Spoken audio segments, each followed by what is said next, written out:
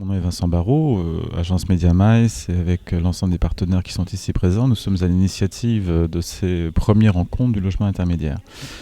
On insiste bien sur le mot de rencontre, et non salon, c'est avant tout du contenu. Et pendant toute une année, nous avons essayé d'avoir avec nous les principaux acteurs du logement intermédiaire. L'idée d'origine, elle est simple, c'est que toute cette année, nous en avons entendu parler avec la loi Allure, puis l'ordonnance du mois de février et un certain nombre de textes avec les derniers qui sont arrivés au mois d'octobre. Et si tout le monde a envie d'y aller, tout le monde se dit mais comment, et les freins, et bien sûr pourquoi pas, enfin bref, beaucoup de questions.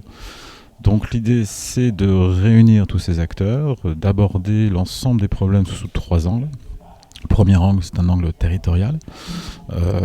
Territorial sur la dynamisation des territoires grâce au logement intermédiaire, mais aussi territorial, comment proposer du foncier qui puisse être acceptable sur des programmes de logement intermédiaire. Il faut avant tout qu'il y ait une véritable volonté politique pour faire du logement intermédiaire. Une démarche ensuite sociétale, c'est l'une des plus importantes phases, c'est-à-dire le parcours résidentiel. Je ne m'étendrai pas, on commence effectivement par du logement social, puis on essaie d'accéder au logement intermédiaire, puis ensuite du logement privé, pourquoi pas ensuite à l'accession à la propriété. Et enfin, au niveau sociétal, il y a aussi toute la mobilité professionnelle, car beaucoup d'entreprises trouvent beaucoup de difficultés à recruter des cadres moyens qui ont dû s'expatrier quasiment à 40, 50, 60 km des grandes zones d'emploi par manque de logements accessibles à leurs moyens. Et enfin, un angle entrepreneurial. Parce que ces opérations, il faut tout de même qu'elles soient rentables pour ceux qui en ont l'initiative. Comment, en zone tendue, avoir du foncier ou des systèmes aussi d'acquisition, des systèmes financiers, des systèmes... Alors bien sûr, il y a la loi qui propose les fameux 10% de TVA, qui propose un certain nombre d'exonérations. Bon, ça, il faut que je vous rapporte à la loi. Mais il y a peut-être aussi d'autres solutions. Elles seront abordées lors de ces premières rencontres, comme l'usufruit locatif ou des choses comme ça. Et puis aussi, quel est le cadre juridique, mais d'autres cadres aussi, d'intervention des acteurs du logement intermédiaire. Donc ce sont 3 thèmes qui vont être abordés et qui ont déjà commencé à être abordés sur ces premières rencontres. Alors, ces premières rencontres ne doivent pas être un événement unique, dans le sens où il faut que, parce que je parle déjà des deuxièmes, soit le résultat d'un travail pendant l'ensemble de l'année. Et c'est pour ça qu'avec les partenaires, mais bien sûr les intervenants et d'autres intervenants, parce que ce marché intéresse, c'est sans aucun doute. Nous allons travailler toute l'année sur des formats différents, des petits déjeuners, des petites réunions, petites dans le sens où ce ne sera pas pendant toute une journée, mais pour continuer à travailler sur ces angles. Pourquoi pas être force de proposition au niveau du gouvernement, mais en tout cas faire avancer ce dossier qui a quelque part, tout le monde veut y aller, mais personne ne connaît vraiment encore le schéma.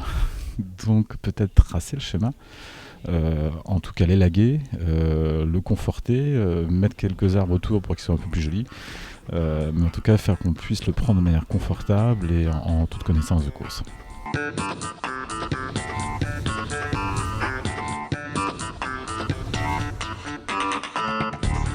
Écoutez, moi je suis venu parce que c'est intéressant, c'est un nouveau produit qui arrive dans le monde du logement. C'est sûrement un produit qui a un intérêt particulier, qu'il faut développer, qui a un peu de mal à démarrer, mais c'est un peu normal. Et donc c'est faire un peu la promotion, parce que je crois qu'on a besoin de construire en France du logement et du logement intermédiaire. Et donc il ne faut pas que cette envie, ce besoin que nous avons ne soit pas au rendez-vous. Donc c'est aussi pour essayer de favoriser, d'inciter les gens à participer à cette nouvelle aventure qui est celle du logement intermédiaire. Deuxièmement, je suis convaincu que même si dans ceux qui ont imaginé le logement intermédiaire, les quartiers en rue ne sont pas forcément le lieu pour en construire.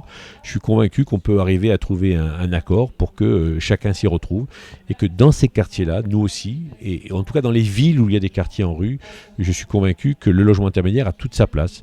Donc ça fera sûrement l'objet de discussion, mais en tout cas on est intéressé à voir comment dans ces villes-là, et pas forcément dans le quartier, mais au moins dans la ville, eh bien, on puisse construire aussi du logement intermédiaire. La manière dont ce type de logement est arrivé à l'Assemblée nationale, en particulier la commission des affaires économiques dans laquelle je siège, était un peu particulière. Citadine représente un système constructif différent de ce que les bailleurs ou acteurs du logement connaissent, puisque c'est un système industrialisé.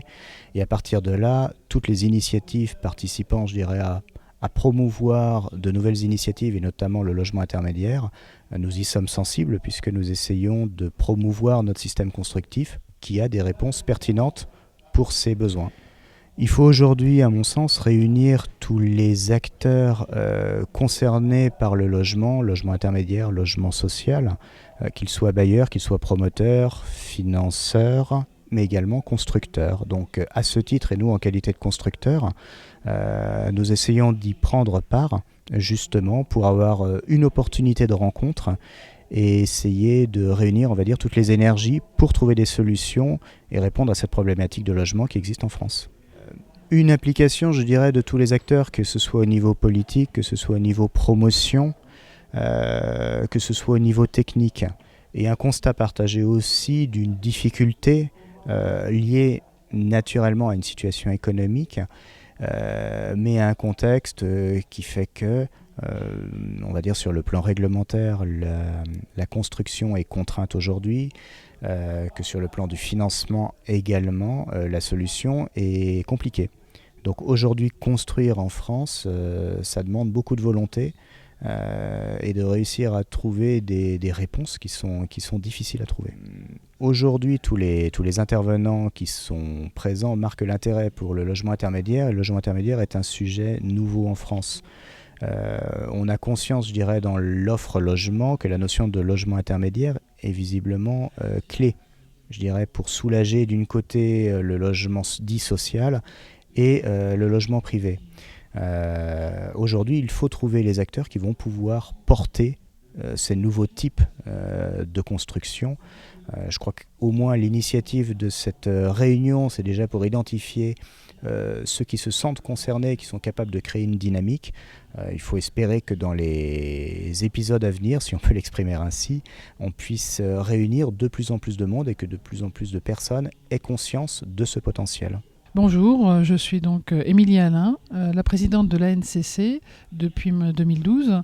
Je mets en place des politiques de communication entre le conseil syndical et le syndic, et notamment dans le cadre du logement intermédiaire. J'interviens pour faire l'interface entre les collectivités qui engagent des processus de développement du logement et notamment de la rénovation des copropriétés dégradées ou en passe d'être dégradées, et les copropriétaires qui doivent voter donc des travaux. Donc le logement intermédiaire pour nous, ça intéresse principalement nos adhérents qui sont bailleurs, qui ont envie d'investir, mais qui pour l'instant sont en difficulté parce qu'effectivement un certain nombre de dispositifs les freinent dans cet élan d'amélioration de l'habitat. Alors l'intérêt des premières rencontres du logement intermédiaire, c'est de faire un état de la législation actuelle, des perspectives qui sont possibles, des objectifs et surtout des éléments qui manquent pour permettre à cette politique de se développer dans des meilleures conditions possibles.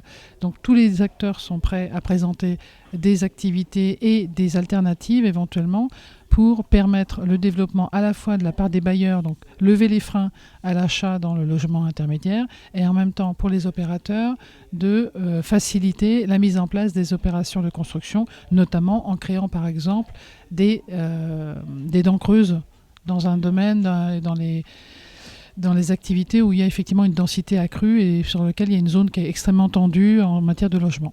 En deux mots, Banque Palatine est une filiale du groupe BPCE, Banque Populaire Caisse d'Épargne, et nous sommes ici dans les premières rencontres du logement intermédiaire au titre des services que nous pouvons amener dans la gestion des copropriétés, et en particulier nous nous intéressons aux modifications qui sont intervenues sur le marché de la copropriété en règle générale par le biais de l'introduction de la loi Allure. Donc c'est vrai que pour nous c'est important d'être ici parce que nous accompagnons tous les acteurs du logement, logement privé mais du logement social aussi. Et nous avons l'objectif de pouvoir proposer aux gestionnaires de parcs immobiliers, en particulier dans le domaine de la copropriété, tous les outils dont ils ont besoin au quotidien pour la gestion de ces lots. Donc notre ambition ici, dans ces premières rencontres, c'est de pouvoir justement aborder des sujets de gestion, d'aborder des problématiques liées à la gestion de ce parc immobilier. Et en pouvant approcher tous les acteurs, c'est pour nous quelque chose qui était important et c'est notre objectif ici. Je suis Claude Knapig, je suis directeur territorial du développement immobilier d'Île-de-France pour le réseau Batigère. Je suis ici présent sur le stand qu'on a souhaité commun avec Silger et Socalog, 3 entités de réseau Batigère avec Silger, pour montrer notre savoir-faire à la fois en développement d'une offre locative sociale, qui est notre métier quand même d'origine, de loger le locatif social, mais également de faire savoir qu'on est un acteur important du locatif intermédiaire. Sur l'Île-de-France, nous gérons 50 000 logements à peu près aujourd'hui. 20% de ces 50 000 logements sont du logement pour les classes moyennes. On a un peu plus de 10 000 logements donc, consacrés à ces populations. Et donc c'était de le faire valoir au travers de ces premières rencontres du logement intermédiaire. Donc un enjeu important pour nous parce que même si ça reste une niche, c'est pas non plus un objectif de production très important sur l'Île-de-France, mais on voit bien qu'il y a un besoin de cette offre intermédiaire entre le locatif social et le marché libre privé.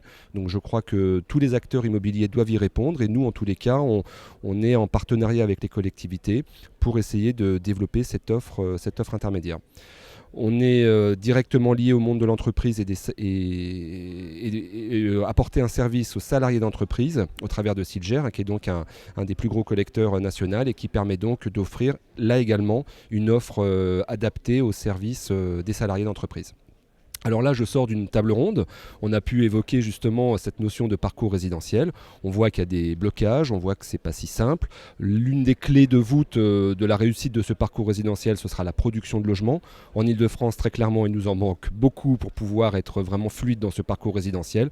Mais j'ai bon espoir que toutes les énergies soient rassemblées pour arriver à cette production et faire en sorte que le logement intermédiaire vienne effectivement compléter le panel des différents logements à proposer à nos locataires. Voilà, en tous les cas, nous, on s'inscrit pleinement dans cette dynamique et on a des objectifs de production de l'ordre de 2000 logements par an sur le territoire francilien. On sera aux côtés des pouvoirs publics pour faire en sorte d'atteindre les objectifs et de résoudre cette problématique logement en Île-de-France. Mon nom est Marc Bonjour, directeur des relations institutionnelles de la société Perle. Perle qui est un acronyme signifiant Pierre, épargne, retraite et logement. Donc nous aidons les classes moyennes et intermédiaires à préparer leur retraite à travers un accès au logement dans les zones tendues. Donc le sigle de Perle résume bien la vocation de la société d'offrir un logement accessible, abordable, abondant à des classes moyennes et intermédiaires dans les zones très tendues, car c'est très cher. Et donc il faut favoriser ce type de logement grâce à la dissociation entre la nue propriété et l'usufruit. L'usufruit étant détenu par des bailleurs sociaux institutionnels et la nue propriété par des investisseurs privés. Par conséquent, ce dispositif a fait ses preuves depuis la loi de l'engagement national pour le logement du 13 juillet 2006 et a permis de loger environ 4000 ménages sous plafond de ressources HLM depuis 2006. Alors, quel était le sujet de la table ronde de ce matin ? Il s'agissait de traiter l'amélioration des bilans d'opération en logement intermédiaire et d'imaginer les solutions de demain. Pourquoi sommes-nous présents à ce salon du logement intermédiaire ? Tout simplement parce que, ayant créé et développé le dispositif d'intérêt général de l'usufruit locatif social, très naturellement, nous souhaitons étendre ce bénéfice du dispositif au logement intermédiaire. Et nous avons donc obtenu récemment, à l'occasion de la discussion du projet de loi de finances pour 2015, en décembre 2014, la confirmation de l'éligibilité du taux réduit de TVA à 10% pour des opérations d'usufruit locatif intermédiaire. C'est la raison de notre présence à ce salon pour pouvoir être opérationnel au moment de la réalisation des premières opérations de logement intermédiaire grâce à ce dispositif du partage de la nue propriété de l'usufruit pour les logements intermédiaires. Le groupe Areal, c'est quoi? C'est le premier opérateur en démembrement de propriété en France. On intervient donc sur du logement social, logement intermédiaire, logement de standing, logement à la mer, à la montagne, des centres commerciaux, des pieds d'immeubles, des bureaux, des commerces. La raison pour ma présence sur ces premières rencontres du logement intermédiaire sont de parler du logement intermédiaire à travers de l'innovation, puisque nous sommes en train de créer un fonds pour le compte d'investisseurs institutionnels qui vont investir en nue propriété. La table ronde était extrêmement riche et variée, puisque nous avions à la fois un bailleur dans le logement intermédiaire, nous avions un promoteur et nous avions un intervenant en démembrement de propriété. Donc on a pu évoquer les différents types d'opérations qui existent, le besoin de logement intermédiaire, mais pas n'importe où. On a bien recalé les zones géographiques dans lesquelles le logement intermédiaire a du sens, c'est-à-dire l'Île-de-France, Paris bien évidemment, et la région PACA, point barre. Oui, il est très important d'organiser ce genre de rencontres, puisque ça permet de voir à la fois des promoteurs, à la fois des bailleurs sociaux, de voir des intervenants dans le logement intermédiaire, et de permettre à tout un chacun de s'exprimer et de confronter des idées et d'échanger et de faire en sorte que le logement intermédiaire puisse se développer harmonieusement. Le logement intermédiaire est un logement qui a véritablement du sens, puisque il est une étape du parcours résidentiel des Français. Pour autant, au jour d'aujourd'hui, la production de logements intermédiaires est très insuffisante, puisque on parle de 1000-1500 logements.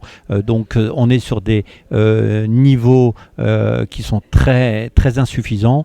Il faut absolument développer le logement intermédiaire, mais en étant extrêmement sélectif. Pas n'importe comment au niveau des financements, pas dans n'importe quelle zone géographique. Il faut donc faire très très attention dans la manière dont on va développer le logement intermédiaire pour permettre à un certain nombre de Français de bénéficier de ces logements.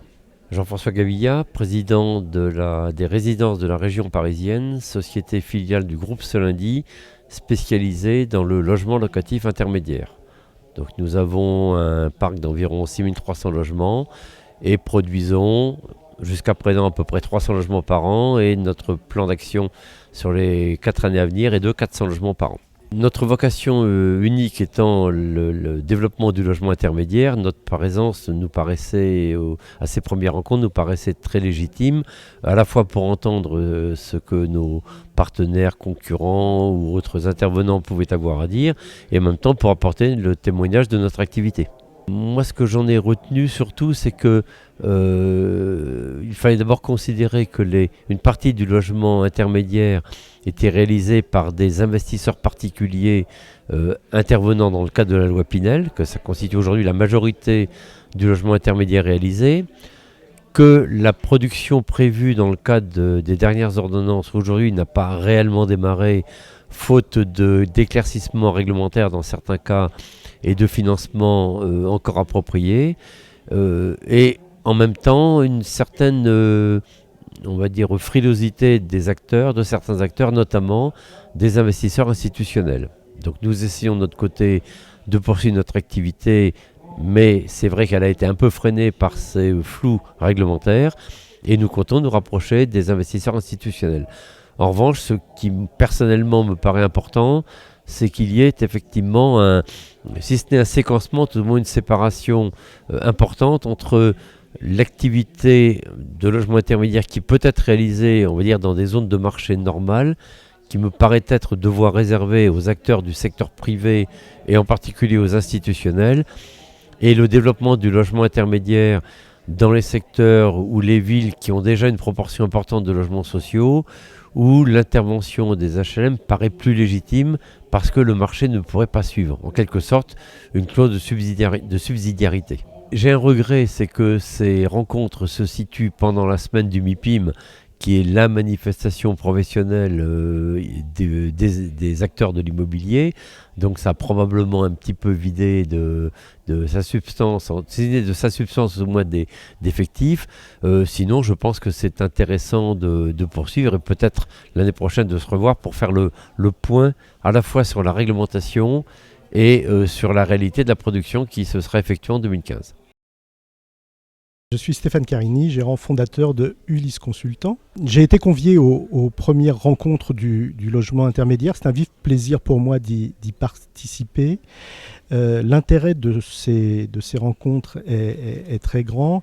Elles se centrent sur un besoin essentiel des ménages, le logement intermédiaire, le logement des classes moyennes, des ménages à revenus moyens.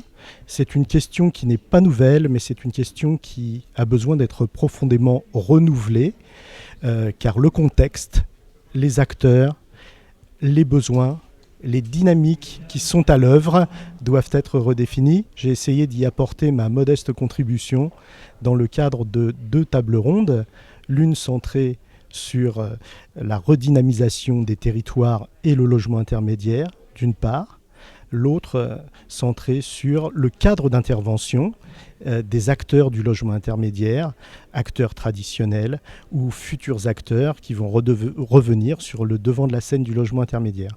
Bonjour, Jean-Pierre Mahé, je suis en charge du logement social chez FH Construction et chez FH Immobilier et je trouve l'initiative de ces premières rencontres tout à fait remarquable. C'est l'occasion de lancer un grand mouvement. Il y a des objectifs de production qui intéressent à la fois le promoteur que nous sommes mais aussi le constructeur, et la perspective de 30 000 logements voire plus dans les 5 prochaines années nous réjouit. Et pour accompagner ce mouvement dans un secteur qui est quand même relativement difficile, tant sur le plan foncier que des coûts de construction, eh bien nous sommes assez satisfaits de cette réunion de l'ensemble des acteurs pour imaginer des solutions nouvelles en la matière. Jean-Yves Maurice, Foncière Logement. Donc je viens à ce nouveau salon du logement intermédiaire. Écoutez, pour actualiser mes connaissances, nous faisons nous-mêmes du logement intermédiaire, notamment dans les zones en rue. C'est un produit difficile à mettre en œuvre pour plein de raisons. Des raisons de coûts de foncier, des raisons de coûts de production, et la qualité des intervenants à ce salon nous permet de réfléchir et d'actualiser nos connaissances. Je suis Sylvain Gémieux, responsable de secteur chez RRP. Je viens à ces premières rencontres du logement intermédiaire, un peu pour cibler en tout cas la problématique qu'est le logement intermédiaire et qu'est-ce qui pourrait être apporté en termes de services, en termes de qualité, de technique sur cette spécificité. Donc tout l'intérêt réside dans les différents intervenants qui participent en tout cas aux tables rondes et les rencontres qui peuvent se faire.